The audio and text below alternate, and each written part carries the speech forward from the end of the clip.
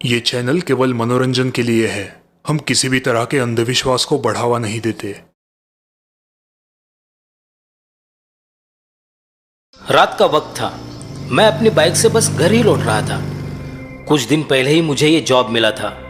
कभी day shift तो कभी नाइट शिफ्ट करके मैं बहुत थक जाता था। अभी भी जब मैं ऑफिस से निकला तो रात का 1 बज चुका था। अपनी शिफ्ट खत्म करके बहुत से लोग मेन रोड की तरफ जाते हुए मुझे दिखाई दे रहे थे। मैं भी उनके साथ मेन रोड की तरफ निकला। कुछ देर मेन रोड पर चलने के बाद हम सबके रास्ते अलग अलग हो जाते थे। हर कोई अपने अपने ठिकाने की तरफ निकल पड़ता था। मैं भी अपनी बाइक लेके निकल पड़ा। रात काफी हो चुकी थी। दिन भर जो भगदड़ इस रास्ते पे मची रहती थी उसका अब नामो निशान भी नहीं था। एक आध बार ही कोई मुझे सामने से आता हुआ नजर आता या फिर कोई मुझे ओवरटेक करके आगे चला जाता। मैं भी अब हाईवे से निकल के एक दूसरे रास्ते से घर की तरफ बढ़ रहा था। यहाँ पे तो मेरे अलावा कोई भी नजर नहीं आ रहा था। गाड़ी की हेडलाइट में दिखाई देने वाला वो लंबा सुनसान रास्ता किसी अजगर की तरह सुस्त दिखाई दे रहा था। रात का वो सन्नाटा बहुत ही डरावना था, लेकिन क्या करें, मजबूरी थी। नौकरी संभालनी थी, नाइट शिफ्ट में काम करना जरूरी था। मैं अपने ही विचारों में खोया हुआ था। रास्ते पे कोई नहीं था, सो मैं अपनी बाइक रास्ते के बीचों बीच चला रहा था। आखिर यहाँ पर मुझे पूछने वाला था भी कौन। तभी मुझे पीछे से हॉर्न की आवाज आई और मैं अपनी बाइक को रास्ते के किनारे से चलाने लगा। कुछ ही पल में वो बाइक मुझे ओवरटेक करके आगे चली गई। मैंने देखा कि उस बाइक पे कोई कपल बैठा था, शायद पति पत्नी हो।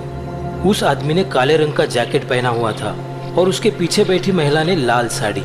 अचानक एक बात पर मेरा ध्यान गया। उस महिला की साड़ी का पल्लू पिछले व्हील के बिल्कुल नजदीक ही फड़फड़ा रहा था। हवा के झोंके से वो पल्लू कभी भी व्हील में फंस सकता था, जिससे उस महिला की जान भी जा सकती थी।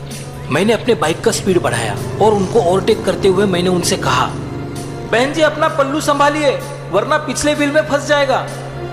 उस महिला ने मुस्कुराते हुए अपना पल्लू संभाल लिया, लेकिन उसका पति मेरी ओर बड़ी अजीब नजर से देखने लगा। मैं आगे निकल गया। मन में हल्की सी खुशी महसूस हो रही थी। छोटी सी क्यों ना हो, मैंने आज किसी की मदद की। मैं इस बारे में सोच ही रहा था कि तभी वही बाइक मुझे ओवरटेक करके आगे जाने लगी। अरे वो औरत कहाँ गई?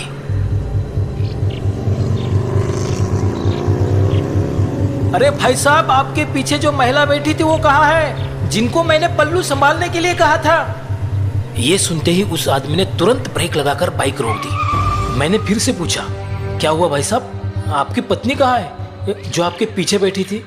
ये बात सुनते ही वो आदमी पसीने से लथपथ कांपने लगा। क्या? मैं तो अपने बाइक पर अकेला था।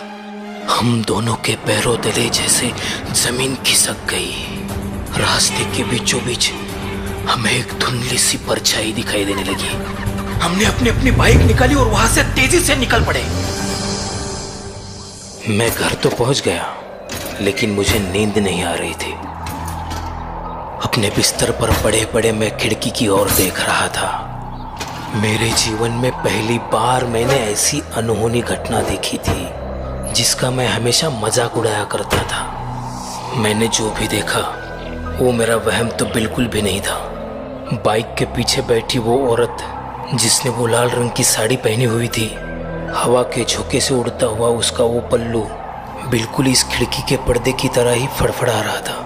बिस्तर पर पड़े पड़े ही बहुत देर तक मैं उस पर्दे को ही देख रहा था। मेरे कमरे में छाई वो खामोशी मुझसे बिल्कुल बर्दाश्त नहीं हो रही थी।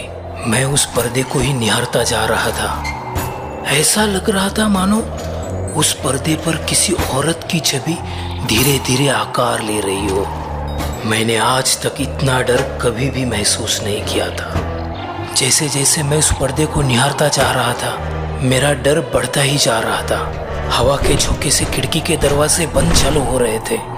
उनकी कराहती हुई आवाज मेरे डर को और भी बढ़ा रही थी। मैं अपने बिस्तर से उठा और मैंने खिड़की बंद कर ली। अब सब कुछ कैसे एकदम शांत लग रहा था।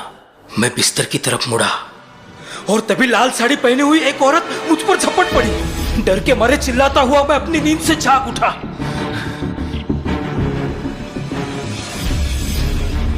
सपना, मैं सपना देख रहा था।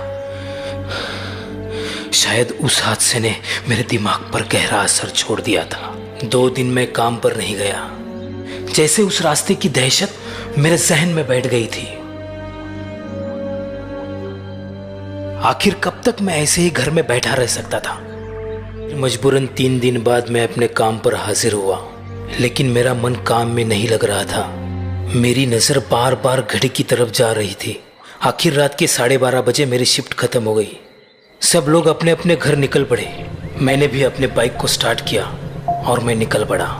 हाईवे खत्म हुआ और मैं अब उसी रास्ते से आगे बढ़ने लगा। उस दिन की डरावनी यादें फिर से ताज़ा होने लगी। मेरे दिल की धड़कन बढ़ने लगी। डर का साया मेरे पूरे दिमाग पर छा गया। तभी मुझे मेरे पीछे से गाड़ी का हॉर्न सुनाई दिया।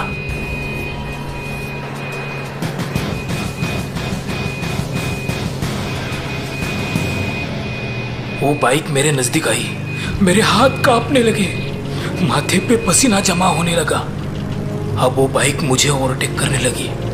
मैंने अपने आंखों के कोने से उस बाइक की तरफ देखने की कोशिश की। वो बाइक वाला अकेला ही था।